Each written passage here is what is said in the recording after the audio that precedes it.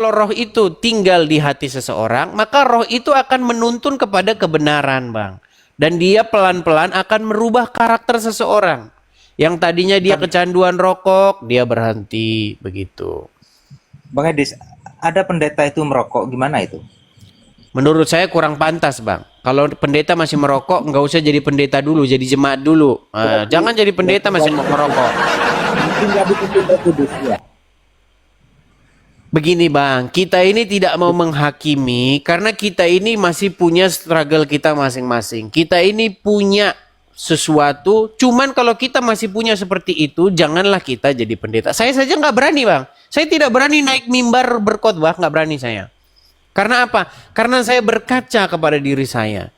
Begitu Bang. Saya ini bukan seorang pendeta, saya ini seorang apologis, seorang apologet. Apa apologet itu? Adalah seseorang yang menjawab fitnahan-fitnahan, menjawab pertanyaan-pertanyaan dari kalian ini. Kalian punya tuduhan, kalian punya ini terhadap iman saya, nah saya jawab. Begitu. Tapi saya tidak mau menjawab saja, saya juga harus mengcounter, membalikkan itu pertanyaan Anda itu kepada diri Anda sendiri. Seperti itu. Saya nggak mau debat, Pak Guru. Mau dengarkan aja terus. Iya, satu hal kan yang sering kalian bahas kan begini. Oten, Yesus itu kan manusia. Iya. Kenapa kau tuhankan dia? Loh, memangnya kalian tidak menuhankan manusia? Coba Bang, waktu Anda ketemu dengan orang Kristen di gereja, pastikan kami berseru-seru kepada Yesus kan Bang? Betul nggak? Iya. Ya Tuhan Yesus dengarkanlah kami, ya Yesus dengarkanlah, ya kan? Kami bernyanyi-nyanyi memanggil-manggil nama Yesus. Maka kalau abang lewat, jangan berisik, Oten lagi manggil-manggil Yesus. Oten lagi nyembah Tuhannya. Betul nggak seperti itu? Betul. Nah, Betul. sekarang bahkan tadi barusan saya lihat ada sekelompok orang di jalan raya. Benar, Di jalan itu raya. ya. Benar. Saya lihatnya di TikTok. Ada sekelompok orang di jalan raya, mereka melakukan ritual-ritual seperti itu. Sholat di jalan. Ini. Bahkan benar nggak saya tanya kepada Anda? Benar nggak kalian itu sering melakukan yang namanya sholawatan bersama? Di mana dalam sholawatan bersama itu kalian memanggil-manggil Muhammad. Ya Rasulullah, ya Rasulullah. Bener gak kalian begitu? Benar, tapi bedanya dia waktu itu bukan ya Tuhan Nabi, bukan ya Rasulullah. Wahai Iya, Tuhan tetapi kan Anda memanggil-manggil orang yang sudah meninggal, betul tidak? Nabi. Nggak masalah ya. Iya, makanya saya bilang Anda menuhankan orang yang sudah meninggal. Enggak Bang Edis. Beda Bang Edis, itu bukan Bang, menuhankan itu bukan dari mulut, Bang. Menuhankan itu bukan saya menuhankan, bukan begitu. Menuhankan itu kan dari satu perbuatan. Saya kasih contoh, Bang. Menurut Al-Quran, ada orang yang menuhankan hawa nafsunya. Apakah dia berkata, wahai Tuhan hawa nafsu? Kan nggak pernah dia bilang begitu. Betul? Iya betul, tapi gini Bang Edis. Iya, jadi menuhankan itu bukan dari mulut, Bang. Dari perbuatan. Apa yang Anda lakukan, apa yang Anda kerjakan, itulah yang menunjukkan Anda menuhankan atau tidak. Gitu. Iya, tapi gini Bang Edis, kalau orang-orang Kristen, saudara-saudara Kristen, kan sudah jelas, nyata-nyata sudah. Ya Tuhan Yesus, itu berarti menuhankan Yesus. Kalau seperti orang Muslim, ya Rasulullah, enggak. Bukan ya Tuhan tetapi kalian kan memanggil dia juga sebagai Rabb. Betul. Ya, karena Anda belum belajar, begitu. Kalau Anda udah belajar, ya nanti itu adalah Rob Anda juga, begitu. Rob itu kan artinya Tuhan. Coba, pernahkah Anda mengucapkan gini, Robbayani Soghiro? Pernah nggak Anda mengucapkan itu? Apa artinya itu? Apa artinya? Apa artinya? Wahai pemeliharaku. Iya, itu Tuhan. Coba itu ke Anda mengucapkan begitu nggak waktu Anda berdoa? Iya, Oke, kepada siapa itu Anda ucapkan? itu Tuhan, bukan kepada Rasul. Ya, itu saja Anda udah nggak tahu. Itu Robbayani Anda, Shogiro. apa arti Robbayani Shogiro? Coba doa panjangnya gimana? Eh, Eh, Udigirli wali. coba coba coba, coba gimana? Itu ndak menuhankan Rasul, bukan Bang Edis. Itu Ya coba berdoa baca kepada lengkapnya. Doa lengkapnya gimana? saya nggak tahu, nggak hafal Bang Edis. Ah, ya udah dibawa dulu. Banyak nggak taunya. Iya banyak nggak taunya dibawa dulu sana. Hmm. Oke, kita kasih naik yang berikutnya ada sebentar ya. Azmi.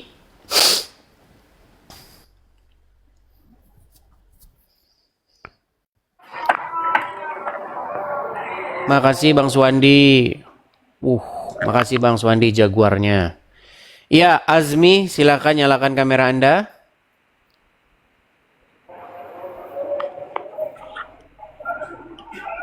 Halo Bang, Ya, silakan Bang Azmi. udah terbuka belum ini? Belum Bang. Saya bantu dari sini ya. Ah, udah. Oke, silakan Bang Azmi.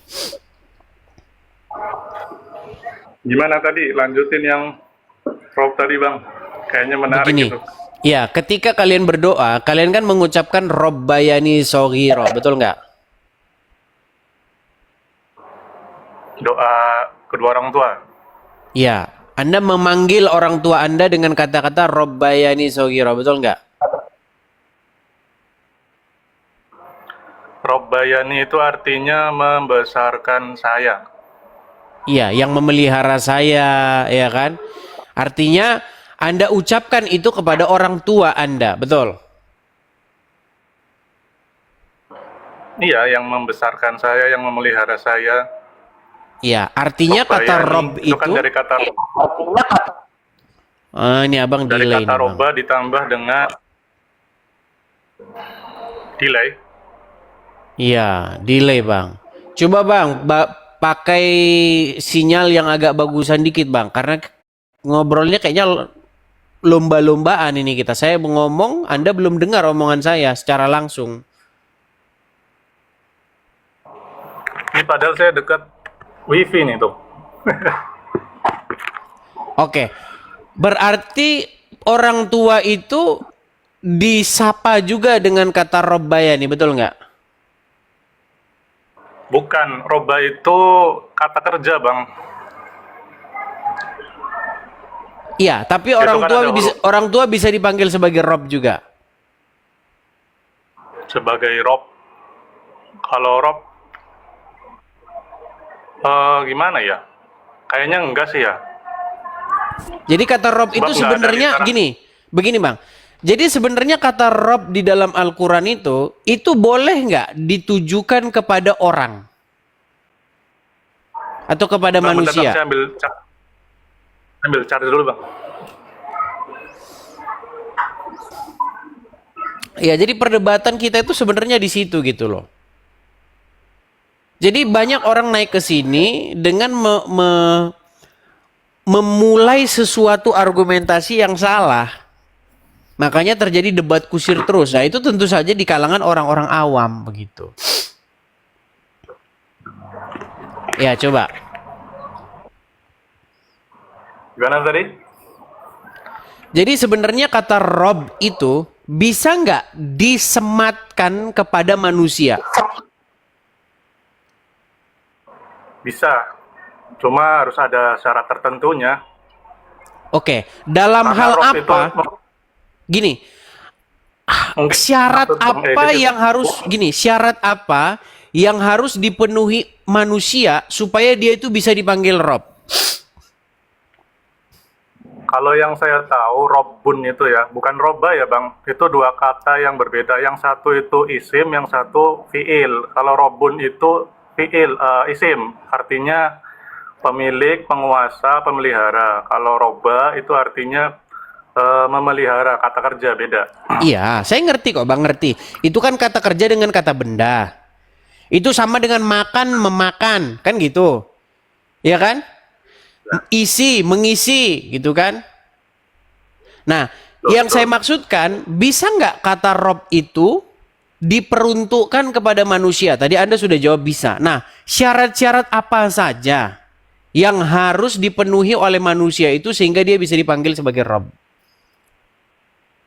Kalau Rob itu biasanya buat orang, kalau zaman dulu paling ke budak, ke tuannya manggilnya Rob gitu. Karena dia udah memelihara, yang menguasai budak itu, pokoknya dia punya hak atas budak tersebut gitu. Makanya seringkali Allah itu dipanggil Rob karena ya kita sebagai hamba begitu. Baik, baik. Jadi lawan kata daripada Rob itu adalah hamba, betul? Lawannya Abdun. Iya, Abdul. Nah, jadi ketika Anda mengatakan Allah itu adalah Rob, maka terjemahan di dalam bahasa Indonesia itu adalah Tuhan, kan? Bisa Tuhan. Nah, lawan kata Tuhan itu apa? Hamba. Iya, itu Bang. Lawan kata Tuhan itu hamba. Begitu loh. Jadi banyak orang tidak tahu. Lawan kata Tuhan itu hamba. Tuhan itu sebenarnya Bang, kata Tuhan itu sebenarnya sama dengan kata Tuan. Lawan kata daripada hamba. Dia itu sesuatu yang dia itu merintah gitu loh. Sesuatu yang dia itu posisinya itu kepala. Begitu. Jadi kalau kita belajar pelan-pelan sistematis, kita ngerti nih begitu. Jadi jangan Anda berkata Yesus itu Rob apa manusia? Itu pertanyaannya itu udah salah. Cuma saya kurang sependapat kalau tadi bilang Nabi Muhammad itu Robnya umat Muslim, saya kurang sependapat. Oke, pertanyaan saya begini. Posisi umat terhadap Sang M, apakah yang nyuruh siapa? Yang memerintah siapa? Yang mengatur siapa? Yang harus mengikuti siapa? Kan umat kan? Nah itu Mas lagi. Kalau Rob itu kan harus memiliki. Jadi kita itu bukan miliknya Nabi Muhammad, kita miliknya Allah sebagai ciptaan. Jadi kalau kita betul tidak sang nabi memanggil kalian itu dengan kata ummati, betul tidak? Nah itu manggilnya umati Bang, bukan abdi. Kalau abdi hambaku. Nah beda kan? Iya, umatku itu kan artinya kalian ini miliknya dia. Gimana? Bang, artinya bukan milik. Kalau milik tuh seolah-olah kayak apa ya? Ya yang dimiliki aja, kayak barang kita punya, mau ngapain juga terserah kita, itu namanya pemilik. Makanya Allah itu sering disebut Robus, pemilik langit dan bumi begitu. Saya tidak bilang bahwa Muhammad itu pemilik langit dan bumi, Bang. Nah, yang saya katakan itu dia itu pemilik umat Islam. Literasinya dari mana pemilik umat? Karena seluruh umat Islam tuh ngikutin dia. Kalau pengikut bukan pemilik, Bang. Kalau memilih gini, saya kasih contoh. Bentar deh. Iya, main aja. Kalau pemilik itu kayak seorang tuan dengan budaknya. Budak itu statusnya itu dimiliki. Kalau mau dikasih, dibebaskan atau dijual, Bang. Kalau seorang budak dibunuh oleh tuannya, itu nggak ada orang yang bisa menuntut itu. Pemilik itu seperti itu. Oke. Apa perbedaan perlakuan kalian terhadap Allah dan Muhammad? Kalian mengikuti Allah, kalian mengikuti Muhammad. Betul? Ya, kalau mengikuti ya betul. Oke, kalau kalian mengikuti Allah, artinya Allah itu Rob kalian, betul? Iya, Robnya Allah. Nah, sedangkan kalian mengikuti Muhammad sekarang jadi bukan Rob.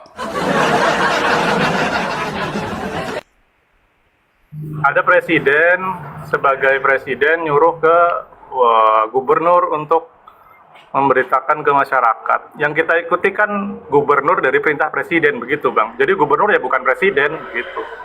Saya tidak bilang Muhammad itu Allah, nggak saya bilang begitu. Yang saya katakan, perlakuan kalian terhadap Muhammad itu sama seperti perlakuan kalian terhadap Allah.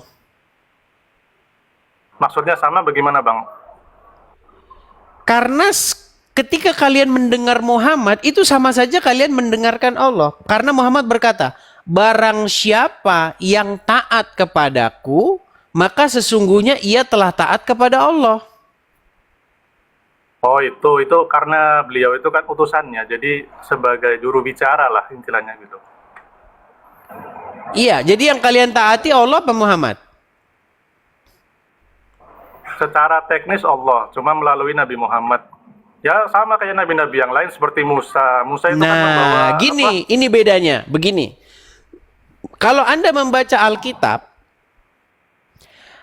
seorang nabi itu tidak boleh ditaati. Kalau seorang nabi ditaati, nanti Anda jatuh-jatuhnya sesat.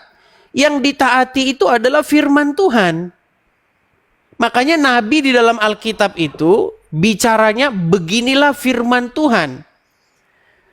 Kalau beginilah kataku, kalau yang ditaati itu adalah akunya, sang nabinya, berarti sang nabi itu telah duduk di kursinya Tuhan. Dia duduk di tempat yang bukan sempatasnya. Begitu. Enggak begitu sih, Makanya di dalam Alkitab tidak ada nabi yang berkata beginilah firmanku atau ikutilah aku. Enggak ada. Yang ada itu beginilah firman Tuhan, dengarlah firman Tuhan. Begitu. Ya kalau di konsep Alkitab begitu ya terserah. Cuma kalau di dalam ajaran Islam ya nggak seperti itu. Nah, Abang kalau tahu di lah. dalam ajaran agama Anda, Muhammad itu berkata aku. Aku dia bilang, bukan firman Tuhan. Nah, yang hanya bilang begitu, yang hanya boleh bilang begitu tuh harusnya hanya Yesus, karena Yesus adalah sang firman. Sang firman itu sendiri. Makanya Tuhan Yesus berkata, ikutlah aku. Kalau Nabi nggak boleh. Ikutlah aku. Lu siapa? Gitu. Begitu Bang. Makanya Anda harus bisa membedakan. Anda harus bisa membedakan aku dengan firman Tuhan. Saya kasih contoh. Saya kasih contoh Bang ya. Kita kasih aja misalnya polisi Bang. Polisi. Coba yang ditaati itu polisi apa hukum? Ya hukum.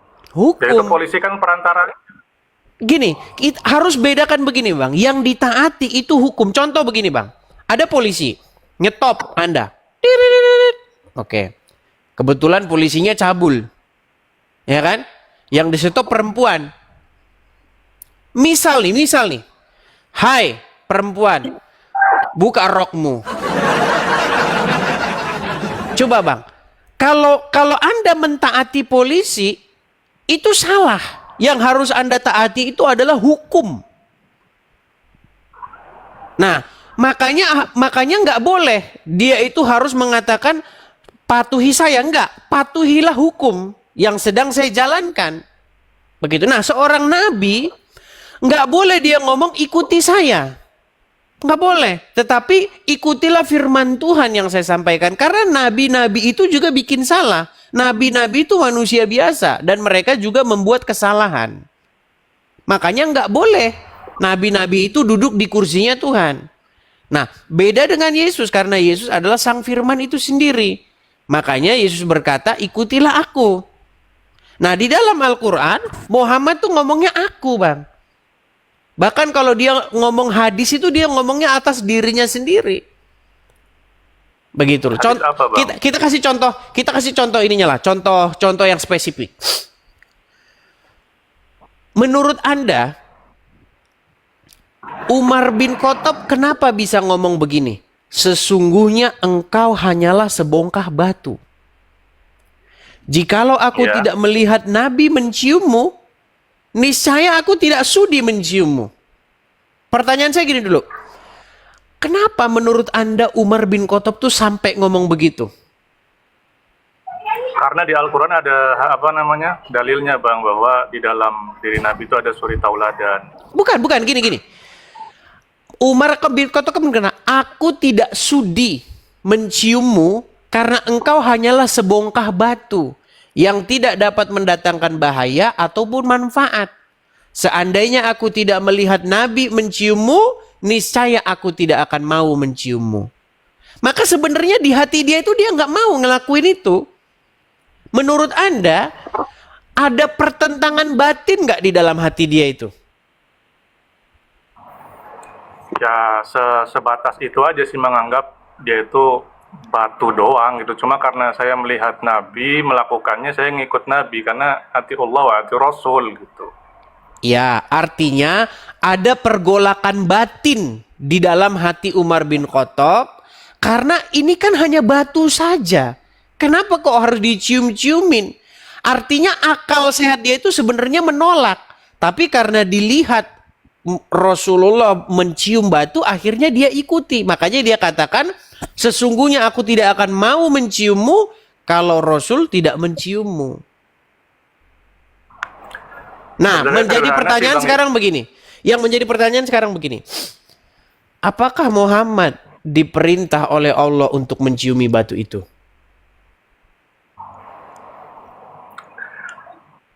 Diperintah atau tidak? Saya belum pernah lihat itunya, dalilnya. Cuman setiap perilaku Nabi di situ ada tauladan dan ada hikmahnya Bang. Dan sudah dijelaskan kayaknya kalau saya pernah baca bahwa salah satu fadilah mencium batu Hajar Aswad itu dapat menggugurkan dosa gitu. Sama kayak fadilah air wudhu itu kan di dalam Islam fadilahnya dapat menggugurkan dosa-dosa juga. Iya. Jangan ditanya. Makanya yang saya tanyakan begini Bang. Apakah ketika dia mencium batu itu ada perintahnya dari Allah?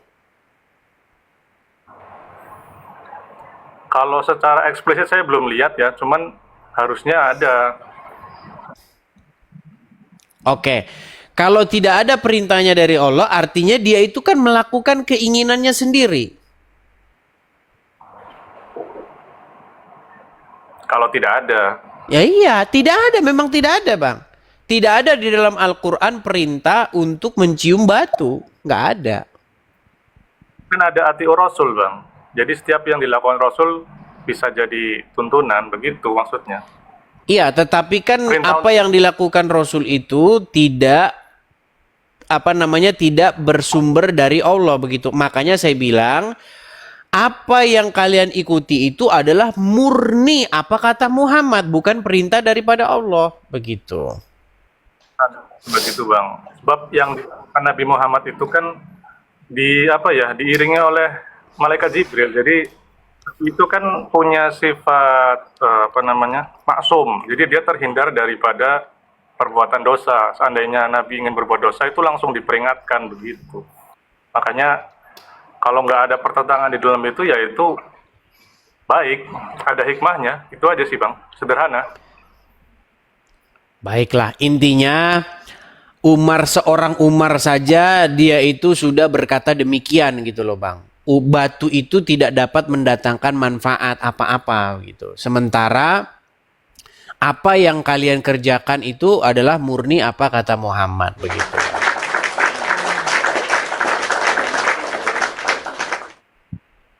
Dia itu Gimana? tidak sedang, kalau Umar bin Khattab mengatakan demikian, itu dia sedang menekankan bahwa dia tidak menyembah batu, begitu intinya. Iya, Oh, karena batu itu sebenarnya begini.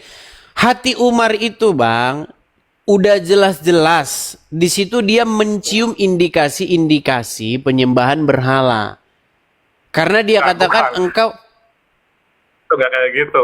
Loh, lalu Bang. apa motivasinya dia ngomong sesungguhnya engkau hanya sebongkah batu?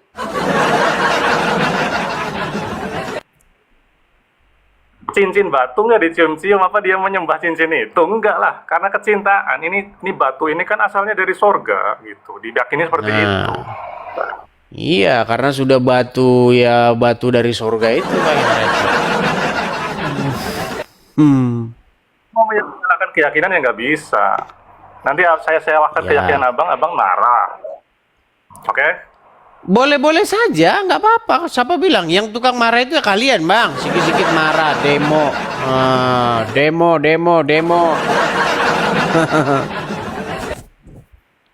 Ya itu.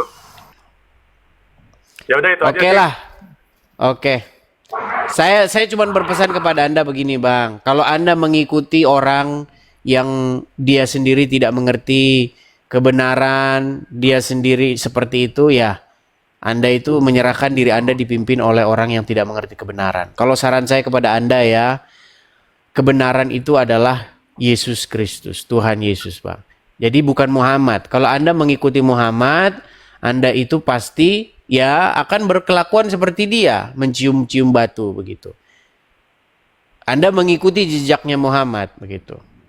Dan Muhammad, tidak ada orang muslim yang mengatakan bahwa Muhammad itu sudah di surga. Muhammad sekarang jelas-jelas masih ada di kuburan, betul? Tapi Muhammad di kuburan, tapi nanti beliau akan masuk, orang pertama yang akan masuk surga, Bang. Yang akan buka pintu surga beliau. Dalam keyakinan Itu Islam kan seperti kata itu. dia, Bang. Gimana? Bang, Lia Eden juga bisa bilang begitu. Sayalah nanti orang pertama akan buka pintu surga. Ya buktinya dia sampai sekarang di kuburan, gimana? Gimana? Emang Yesus ngomong kayak gitu, Abang?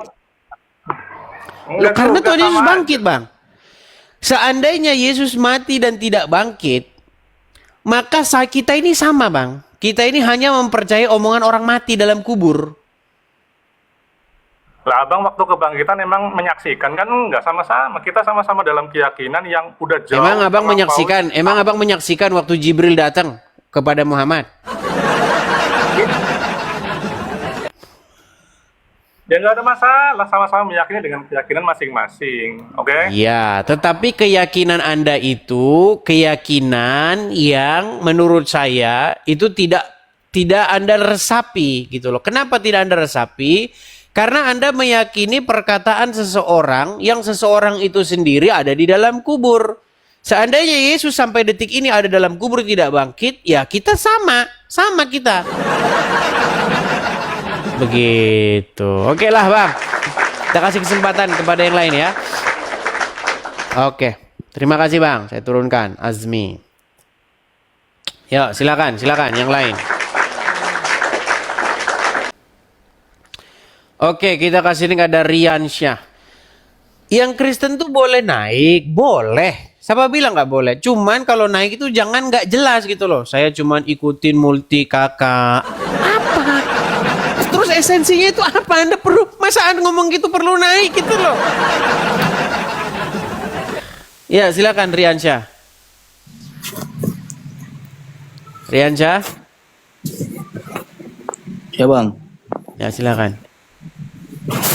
Kalau misalnya naik, ngomong yang jelas gitu loh. Jangan saya cuman perlu naik kakak. Apa sih? Ya, Riansyah Muslim ya, Bang ya? Ya Alhamdulillah Bang, Muslim Bang. Iya, silakan Bang. Apa yang Anda utarakan? Silakan. Untuk utarakan sih nggak ada Bang, cuma ingin diskusi aja Bang. Ya, apa yang mau Anda diskusikan? Ya, mungkin terkait yang Abang tadi sih, yang pembahasannya tadi Bang. Apa itu? Yang batu itu Bang. Yang kalian mencium sebongkah batu itu? Kok saya belum pernah mencium Bang, karena belum pernah naik haji kan. Ya, maksudnya umat Islam. Jadi gini, Bang. Jadi sebenarnya dulu Ka'bah itu kan dipenuhi oleh berhala. Betul?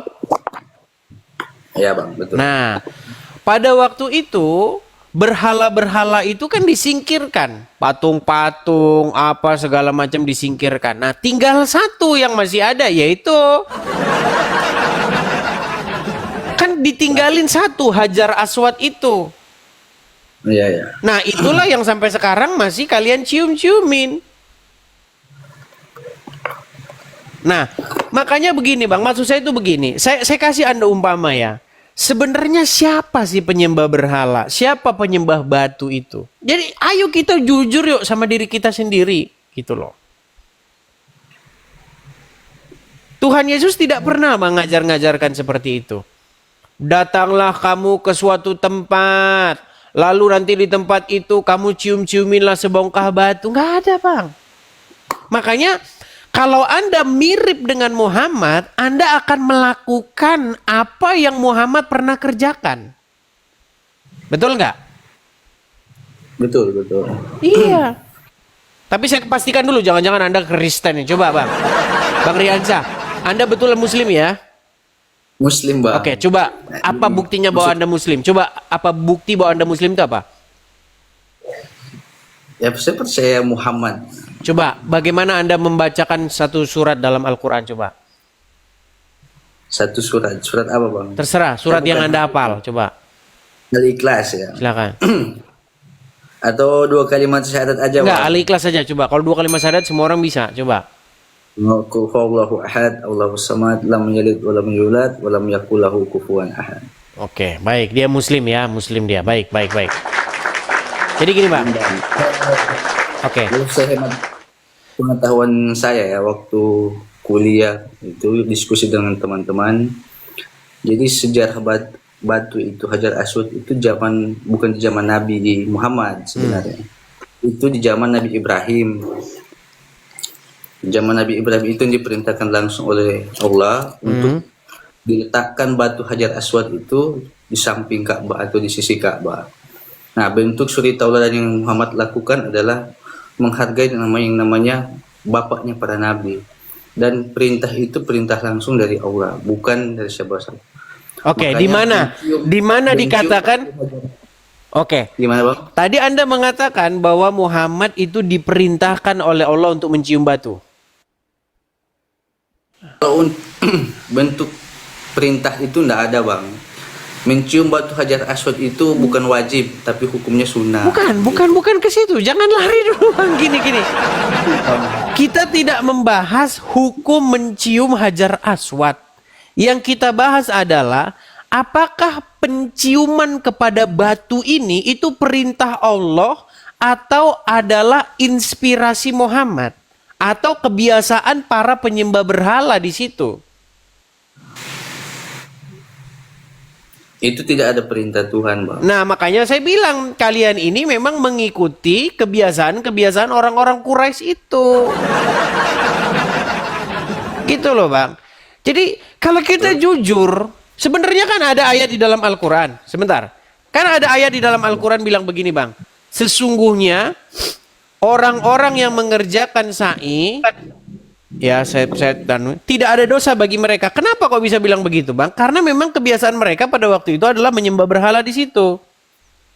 Ya, bentar nih saya tunjukkan.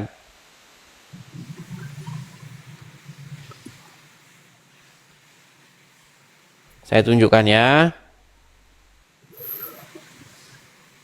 Kenapa ada ayat seperti ini, Bang? Karena memang orang-orang itu sudah tahu kalau sebenarnya itu ritual penyembahan berhala.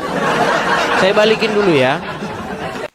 Cuman sama, nih saya tunjukkan ayatnya.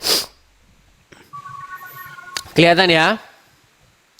Ya, kelihatan. Nih. Coba. Sesungguhnya Safa dan Marwah merupakan sebagian syiar agama Allah. Maka siapa yang beribadah haji ke Baitullah atau berumroh, tidak ada dosa baginya. Kenapa kok bisa dibilang begitu, Bang? Karena orang-orang itu tahu bahwa itu tadinya penyembahan berhala. Makanya dibilang nggak apa-apa, itu nggak dosa. Ah, ini. Gitu loh. Contoh, tadinya itu begini loh, Bang. Biar kita ngerti ya sebenarnya agama Islam itu gimana. Tadinya waktu Muhammad pertama kali jadi nabi, dia itu nggak berkiblat kepada Ka'bah itu. Tahu nggak itu? Anda tahu itu nggak? Tahu Bang, Masjidil Aqsa dia berkiblat. Iya, tadinya kiblatnya itu adalah ke kiblatnya orang-orang Yahudi di Yerusalem di Masjidil Aqsa. Kalau memang Muhammad, Allah dan Muhammad tahu kalau Ka'bah itu tempat penyembahan Allah yang benar, kenapa kok nggak sejak awal di situ? Kenapa kok harus ke kiblatnya orang Yahudi dan Nasrani? Karena Muhammad itu tadinya pertama kali dia itu mengatakan dia mau meneruskan ajaran-ajaran terdahulu. Tadinya seperti itu, Bang. Ingin meneruskan ajaran-ajaran yang dibawa oleh nabi-nabi terdahulu. Makanya kiblatnya ke Masjidil Aqsa, ke Yerusalem. Tetapi orang-orang Yahudi tidak menerimanya. Dia tidak mendapat dukungan dari orang-orang Yahudi. Nggak ada orang Yahudi yang percaya kalau dia nabi. Karena dia tidak dapat support dari orang-orang Yahudi, akhirnya dipindahkanlah kiblatnya itu ke Ka'bah dengan membersihkan di situ berhala-berhala. Cuman satu disisain, Hajar Aswad. Nah itulah yang sampai sekarang masih kalian cium-ciumin. Jangan Bang. Coba nih saya kasih fotonya Bang ya. Saya kasih fotonya nih. Inilah yang kalian cium-ciumin Bang. Bentar ya. Kalian berdesak-desakan loh menciumi Hajar Aswad itu. Nih ya. Saya kasih videonya. Gini Bang, maksudnya gini, kalau permasalahannya menjadi problem itu apa sebenarnya ketika umat muslim itu mencium. Ya bukankah ini penyembahan berhala Bang? Ini masa lihat ini batu loh Bang nih, batu nih. Nih. Apakah coba Bang, batu ini bisa berbuat apa? Kan Umar bin Khattab sudah berkata, engkau hanyalah batu. Lihat itu. Nih, berbondong-bondong mereka cium-cium batu nih Bang. Nih. Ngapain mereka ini Bang? Nih. Lihat tuh. Inilah yang kalian lakukan Bang. Kalian ngabisin duit banyak ini untuk menciumi batu ini. Coba Bang, hati nuranimu coba apakah ini yang dilakukan oleh batu ini? Apakah ini bukan penyembahan berhala? Bukan pengkultusan kepada batu? Tuh, lihat ini. Kalau saya pribadi Bang, semua itu tergantung daripada niat Bang. Itu di Islam begitu. Niat kita itu untuk mencium batu ini apa? Untuk menyembahkah atau mengikuti suri tauladan Nabi Muhammad? Begitu. Itu yang di Islam ya Bang. Hemat. Jadi semua yang kita lakukan itu bukan berarti itu menyembah berhala. Gitu. Karena Nabi Muhammad ini adalah suri tauladan kita umat muslim, bukan sebagai Tuhan tapi sebagai panutan gitu.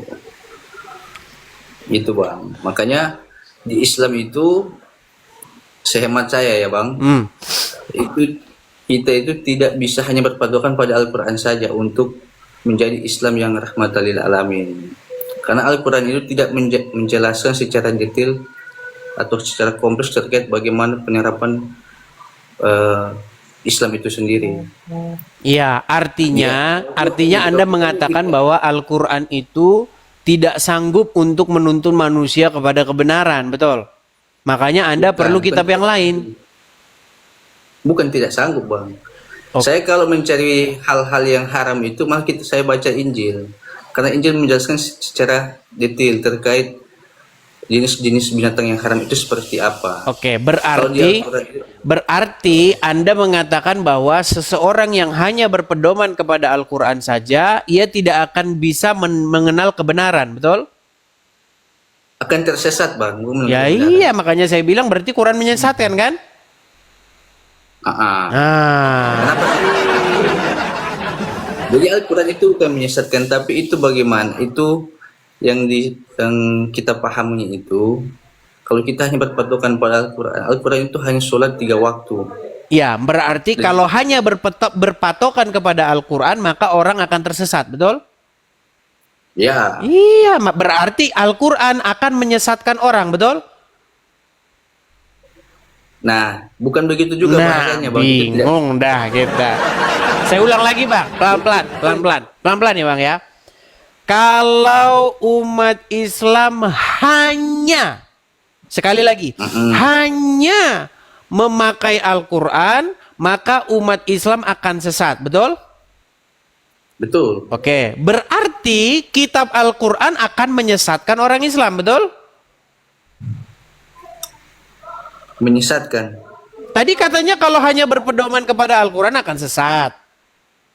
Nah, itu bahasa saya hanya berpedoman. Jadi bukan hanya tidak boleh berpedoman daripada bukan itu sendiri. Jadi ada hadis-hadis yang harus kita ikuti juga. Iya, Begitu. artinya kalau umat hanya berpedoman kepada Al-Quran, maka umat akan tersesat. Betul? Akan salah arah lah. Begitu. Akan salah arah. Iya, tersesat. Betul? Ya. Iya, makanya Bang. Makanya saya bilang, tinggalkanlah kitab-kitab yang menyesatkan. Gitu. Iya. Bagaimana? Maksudnya gini. Jadi contoh yang ini simple ya. Di Al-Quran itu hanya menjelaskan, memerintahkan itu sholat di saat waktu matahari terbit dan terbenam, di saat matahari di atas ubun-ubun kepala, terbenam dan terbit. Oke, Tiga apa waktu manfaatnya? Apa manfaatnya begini Bang? Manfaatnya apa? itu ada Bang. Apa coba? Di- Gini, saya mau tanya. Kenapa kok begini? Kenapa nggak begini? Coba jelaskan sama saya. Secara logis coba. Bingung nih. Makasih Bang. Gini loh Bang. Coba gini. Anda kan selama ini kan hanya katanya-katanya kan. Dengar pengajian, dengar ini kata Ustadz. Katanya. Coba Bang. Betul-betul lah cari kebenaran. Buka Al-Quran, buka Alkitab. Kristen itu tidak mengajarkan yang namanya ritual badan Bang. Sebenarnya Bang, bagaimana sih cara jadi banyak orang tidak tahu apa itu ibadah. Ibadah itu kan dari bahasa Arab yang kata dasarnya itu adalah abdu. Ya. Arti abdu itu apa sih? Abdi bahasa Indonesia. Hamba. Itu kan berbicara mengenai penghambaan diri. Nah, penghambaan diri itu bukan begini, Bang. Ini bukan, itu olahraga. Di dalam Alkitab, gini Bang. Maksudnya Di dalam Alkitab yang dimaksud dengan penghambaan diri adalah bagaimana kita itu melakukan firman Tuhan. Bagaimana Tuhan itu memerintah hidup kita. Nah, ketika Tuhan memerintah hidup kita, maka kita itu akan menjalankan perintah-perintahnya. Contohnya, perintahnya itu apa? Misalnya begini. Jangan kamu membalas kejahatan dengan kejahatan. Kasihilah sesamamu manusia seperti dirimu sendiri. Jangan mencuri. Dan seterusnya dan seterusnya. Nah, kalau itu kita lakukan, itulah pengabdian diri. Jadi pengabdian diri itu bukan gerakan-gerakan badan. Itu apa pengabdian dirinya di mana, Bang? Apa untungnya bagi orang itu apa? Manfaatnya apa kalau begini-begini? Habis begini-begini dapat telepon, "Bro, gimana uang hasil korupnya?" Gitu, Bang. Jadi makanya kekristenan itu tidak berbicara hal-hal ritual, cuci-cuci tangan, basuh-basuh muka, bukan begitu. yakin Bang? Yesus pernah berwudu atau enggak Bang? Di mana Yesus berwudu? Abang carilah. Saya kan nggak perlu mau hafal-hafal satu persatu ayat-ayat suci. Itu saya pernah baca. Anda yang mengatakan kok saya yang nyari. Bang, Katanya kalau apologen. Nah, begini, saya kasih kalau pertanyaan, Anda, iya, maksudnya begini, hukumnya itu begini Bang. Kalau Anda yang menuduh, Andalah yang membuktikan. Contoh begini, kamu maling mangga nggak?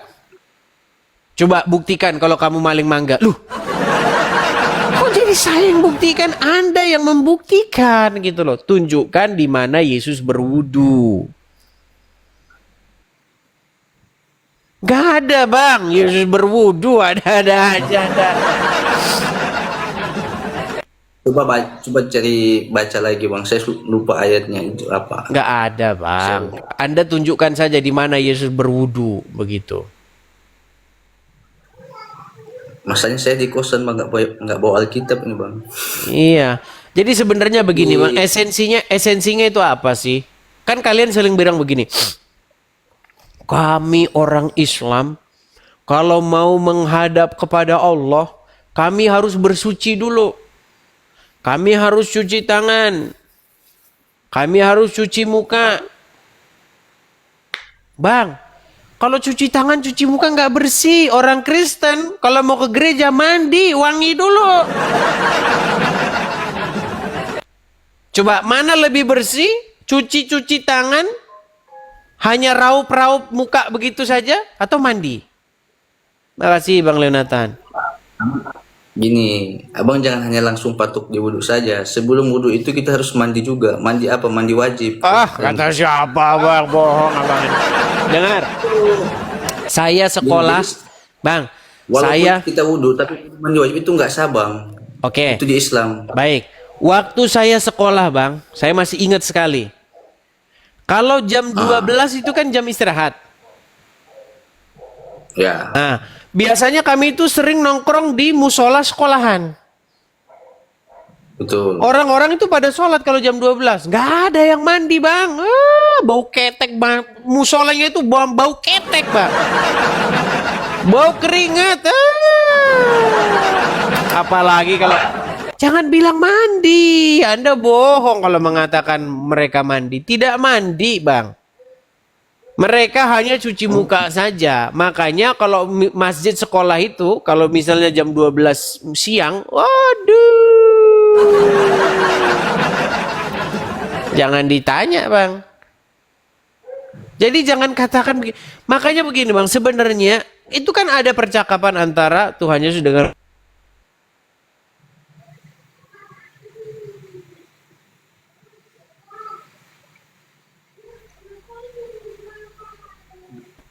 lalu bangsamu orang Yahudi mengatakan menyembah Tuhan itu di Yerusalem.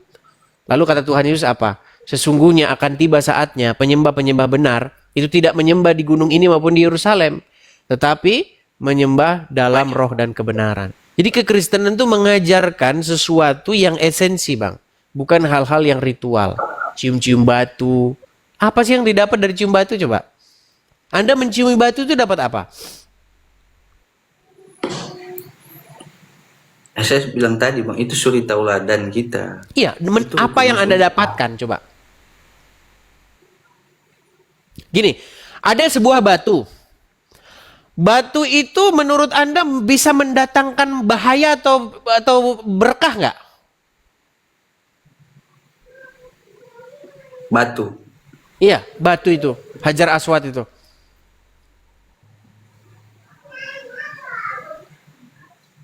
Karena itu batu dari surga itu mendatangkan keberkahan. Nah itu makanya saya bilang kan penyembahan berhala. Ada batu mendapatkan memberi berkah. Anda nggak beda dengan ini loh. Nih saya kasih tunjuk. Kalian ini sering menunjuk-nunjuk sembah berhala ini bang. Nih ya bang ya, saya tunjukkan. Nih ya. Apa bang? Kenapa kalian menuduh mereka ini melakukan penyembahan berhala? Nih ya. Sebentar.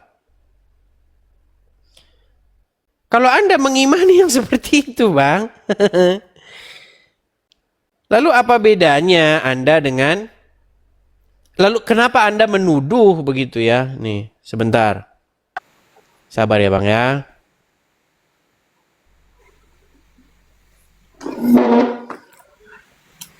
Saya tunjukkan sebuah gambar kepada Anda.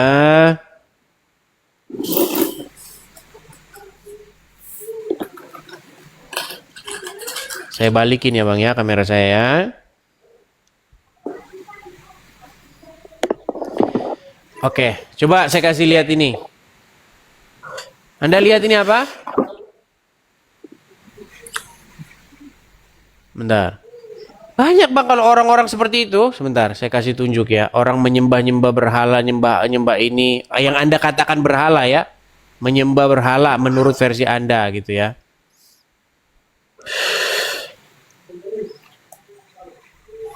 Sebentar.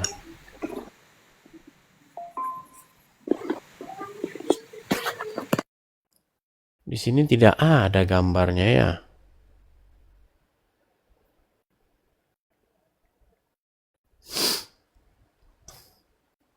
Hmm, mm, mm, mm, mm, mm, mm.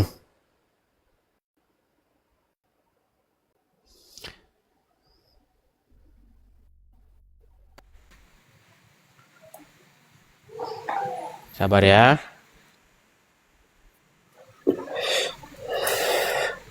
Bang, definisi berhala apa sih bang? Menyembah berhala itu, penyembahan itu seperti apa bang?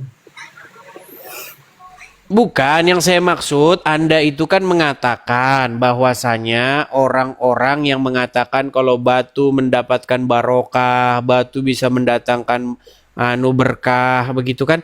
Lalu Anda kenapa menuduh orang lain seperti itu? Siapa Saya yang kasih menuduh? gimana? Siapa yang menuduh? Loh, bukankah tempat kalian seperti itu mengatakan, oh ini batu begini dan segala macam. Aduh, nggak ada gambarnya ya. Pencarian-pencarian di sini kalau itu jadi nggak ada. Nah ini aja dah. Nah, nih bang, nih saya kasih contoh nih. Kelihatan nggak ini?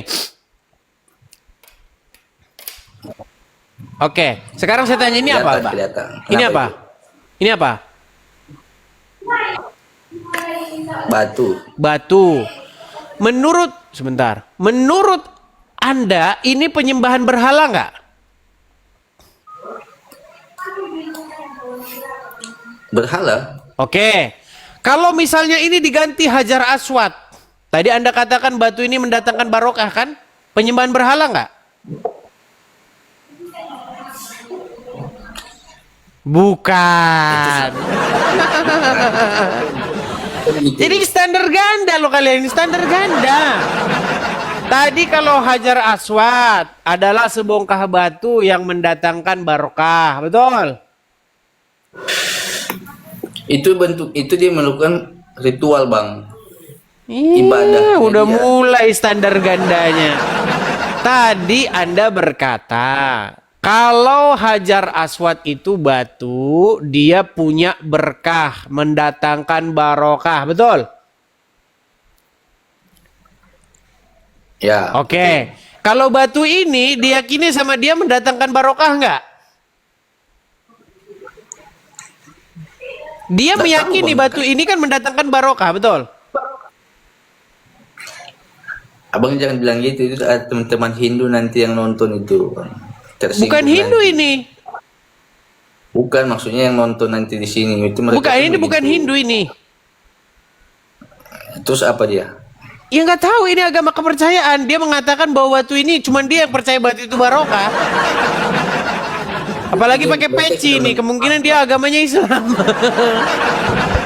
Maksud saya begini, bukan, maksud saya gini, kita nggak mempermasalahkan mau agamanya apa kayak, kita nggak mempermasalahkan. Yang saya maksud gini, kalau ada menuduhkan bahwa ini penyembahan berhala, berarti Anda sebenarnya sedang menuduh diri Anda melakukan penyembahan berhala gitu loh. Betul? Betul nggak? Itu dia melakukan ritual ibadah bang. Mulai dah, udah. Mulai. Angel tenan tuturanmu. Angel tenan tuturanmu. Udah repot kalau udah begini.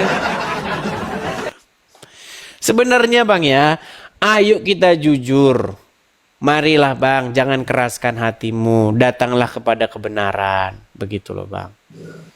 Sudah datang kepada kebenaran bang, tapi nggak dapat di Kristen, saya nggak dapat. Bang, karena Anda masih mengeraskan hatimu. Hal yang membuat Anda tidak bisa mengenal kebenaran adalah karena Anda masih percaya orang mati bisa menuntun kepada hidup. Gimana cara abang meyakinkan saya untuk saya bisa masuk Kristen? Coba. Oke. Anda mengikuti Muhammad yang ada di kuburan, betul? Mengikuti Muhammad yang ada di kuburan. Muhammad ada di mana? Udah mati bang. Oke. Meninggal. Di kuburan nggak? Kubur ya. Oke. Kenapa? Berarti Anda mengikuti orang mati dalam kubur. Berat itu. Jangan panjang-panjang mikirnya. Berarti Anda mengikuti orang dalam kubur? Mengikuti apa yang dia lakukan selama dia masih hidup. Susah ini. Saya tanya dulu bang, Anda pengikut Muhammad nggak? Pengikut Oke, Muhammad ada di mana? di hati bang. Iya, maksudnya sosok Muhammadnya ada di mana? Itu sama kayak begini loh, sama kayak begini. Anda mencintai seorang perempuan. Betul? Tahu saya perempuan itu ada di hatimu. Tapi kan dia lagi di rumahnya. Gimana sih? Contoh. Anda punya pacar. Sebentar bang, tenang. Anda punya pacar. Pacar itu di rumahnya sekarang. Tetapi Anda katakan engkau ada di dalam hatiku. Ya kita ini nggak nyambung bang. Kita bukan ngomongin itu. Gini. Berarti kenapa kalau Nabi Muhammad ada di kuburan sekarang? Oke, Muhammad ada di kuburan kan, betul? Mengikuti ajaran-ajarannya. Iya, Muhammad ada di kuburan, betul? Ya betul. Oke, dan Anda pengikut Muhammad, betul? Ya betul. Berarti Anda pengikut orang mati, betul? Bahasanya salah bang. Oh, bukan bahasanya begitu. salah sih. Susah ini. Salah. Bang, coba saya ulangi lagi satu kali lagi. Itu orang mati, semua manusia mati. Itu salah bahasanya bang. Makanya Pendidikannya saya salah. bilang jangan mengikuti orang mati. Aduh. Dengar. Pelan-pelan, saya harus pelan-pelan nih. Benarkah Muhammad sudah mati? Ya. Benarkah dia ada di dalam kubur? Ya. Benarkah Anda pengikut Muhammad? Ya. Berarti Anda pengikut orang mati yang ada dalam kubur. Tadi Muhammad ini orang mati. Oh, Semua orang tuh astaga. Sulitnya. Anda pengikut Nabi Muhammad. Dengarkan ya Bang ya, dengarkan Bang. Apa kata Tuhan Yesus? Bang, ini pesan Tuhan Yesus Bang kepada umat manusia. Orang buta tidak dapat menuntun orang buta karena keduanya akan jatuh ke dalam lubang. Setuju? Ya. Oke. Setuju. Tujuan daripada agama ini apa? Tujuan daripada agama ini akhirnya apa? Adalah kehidupan. Betul nggak? Bener nggak? Hidup yang kekal atau bahasa kitanya surga. Betul? Ya. Apakah Muhammad sekarang posisinya dia ada dalam kubur atau masuk surga? Sekarang bang. Di kubur. Ya iya, makanya saya bilang Anda dituntun oleh orang yang nggak tahu jalan ke surga. Tiap hari ngomongin surga, dia sendiri tidak tahu jalan ke surga. Dalam hadis riwayat Muslim itu Nabi Muhammad yang akan membukakan pintu kepada kita, pintu surga nanti gitu. Dikerjain loh. Coba saya tunjukin hadis. Aduh. Berat. Saya tunjukin saya tunjukin hadis ya. Nih. Hadis coba. Saya tunjukkan hadis. Ya.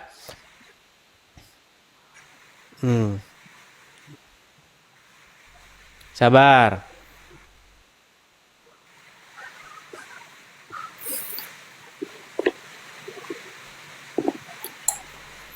Jangan takut murtad. Yoi, Anda harusnya berpikir dulu. Aduh, berat sekali Anda ini ya. Saya tunjukkan kepada Anda bahwasanya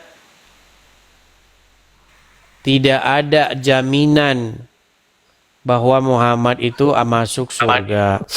Dia itu pernah ditanya, apakah engkau pasti masuk surga, Muhammad? Jangan anu bang. Jangan seperti itu bang. Sabar ya.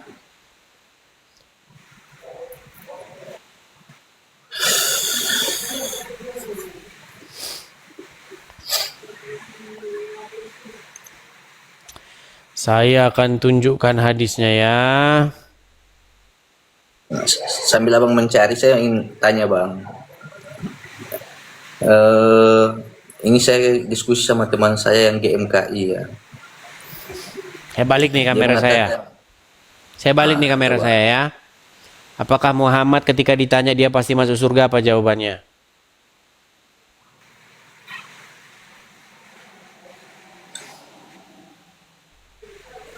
Nih, telah menceritakan kepada kami dari Kameranya mana bang? sebentar.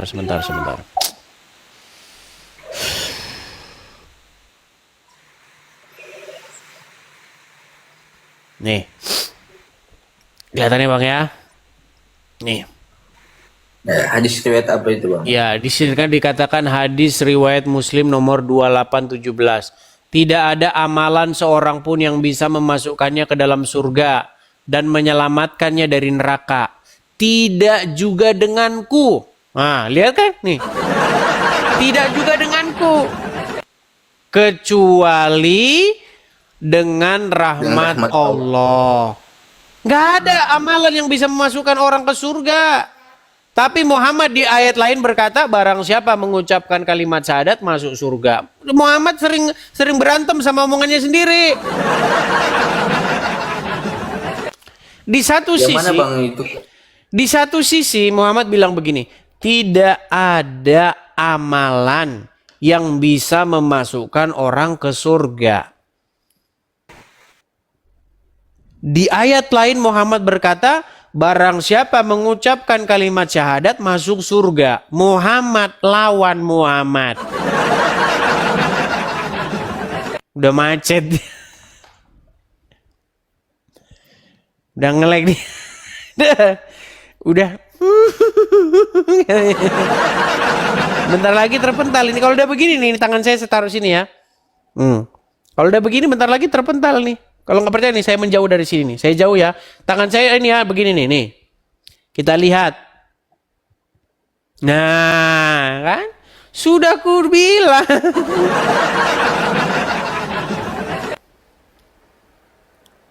Memang seperti itu, teman-teman. Jadi, yang saya maksud begini. Ketika terjadi sebuah perdiskusian dan seseorang itu sudah kena telak di situ, tetapi dia tidak mau mengakuinya, sebenarnya diskusi itu tidak perlu dilanjutkan lagi. Yang perlu itu adalah dia mengambil waktu sejenak, entah itu sehari, 2 hari, sebulan, setahun, untuk berpikir dan mengambil satu kesimpulan. Jangan diteruskan lagi diskusinya. Saya sering begitu teman-teman. Kalau diskusi udah kena, udah terpojok, tahu nggak caranya bagaimana? Matikan sinyal wifi atau internet. Itu cara lama.